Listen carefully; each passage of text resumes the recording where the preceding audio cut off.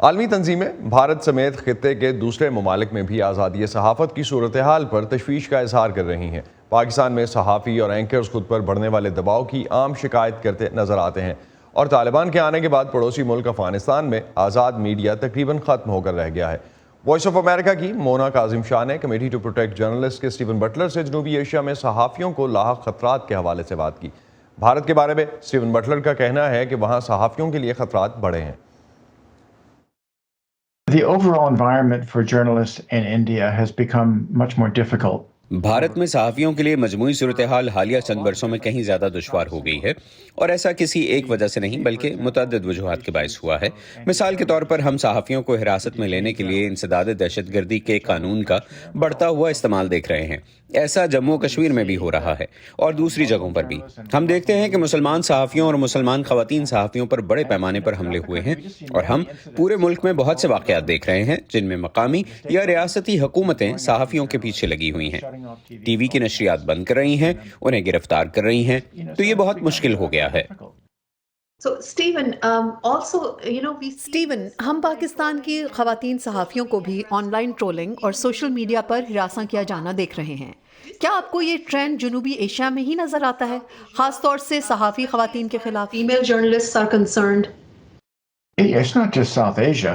صرف جنوبی ایشیا میں ہی نہیں، صحافی خواتین کو پوری دنیا میں آن لائن ہراساں کیے جانے اور ٹرولنگ کے خطرے کا سامنا ہے۔ اکثر انہیں ریپ اور قتل کی دھمکیاں دی جاتی ہیں۔ بھارت اور پاکستان میں خواتین صحافیوں پر جنسی ہراسگی کے حملے اس طرح سے منفرد تو نہیں ہیں، لیکن یہ مسئلہ ماضی کے مقابلے میں کہیں زیادہ سنگین ہوتا جا رہا ہے۔ A more serious issue than it has been in the past. ہم یہ بھی دیکھ رہے ہیں حکومتوں کی جانب سے آزادی رائے کو کچلنے کے لیے عالمی وبا کو ایک بہانے کے طور پر استعمال کیا جا رہا ہے۔ آپ اسے کیسے دیکھ رہے ہیں؟ Well, governments have been trying very hard to control the narrative. دیکھیے، حکومتیں کووڈ کی صورتحال سے متعلق بیانیے کو کنٹرول کرنے کے لیے انتھک کوششیں کرتی رہی ہیں، اور یہ اندازہ لگانا خاصا مشکل رہا ہے کہ حکومتیں کس بات پر برہم ہو سکتی ہیں۔ مثال کے طور پر ہم نے کئی کیسز میں صحافیوں کو اس وقت مشکل میں پڑتے ہوئے دیکھا جب انہوں نے کسی سرکاری اعلان سے پہلے اعداد و شمار جاری کر دیے، خواہ وہ درست ہی تھے۔ وجہ صرف یہ تھی کہ حکومتیں کووڈ سے نمٹنے کے اپنے کام پر ہونے والی تنقید سے خود کو بچانا چاہتی ہیں۔ پھر یہ بھی ہے کہ بعض اوقات حکومتوں نے کووڈ سے متعلق پابندیوں کو صحافیوں کی سرگرمیوں پر قدغنیں لگانے کے لیے استعمال کیا، جس کی ہم مذمت کرتے ہیں۔ Sometimes use COVID-related restrictions to impose restrictions on what journalists can do, which we strongly oppose doing this.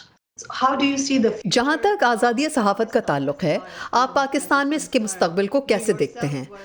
I was also مجھے گزشتہ سال بھی پاکستان میں داخل ہونے کی اجازت نہیں ملی تھی، ویزا ہی ایشو نہیں کیا گیا تھا۔ Why is that?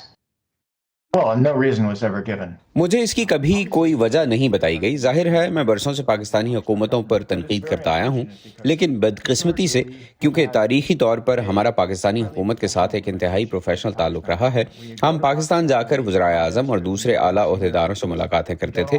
یقیناً ہم ان سے ہمیشہ ہی متفق نہیں ہوتے تھے، ہم انہیں صاف گوئی سے اپنا موقف بتاتے تھے، لیکن ہمیشہ انتہائی احترام کے ساتھ۔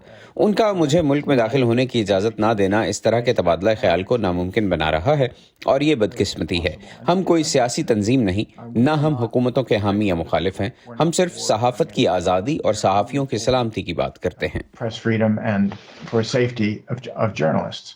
Stephen Butler, thank you so much for your time. Really appreciate it. Okay, my pleasure.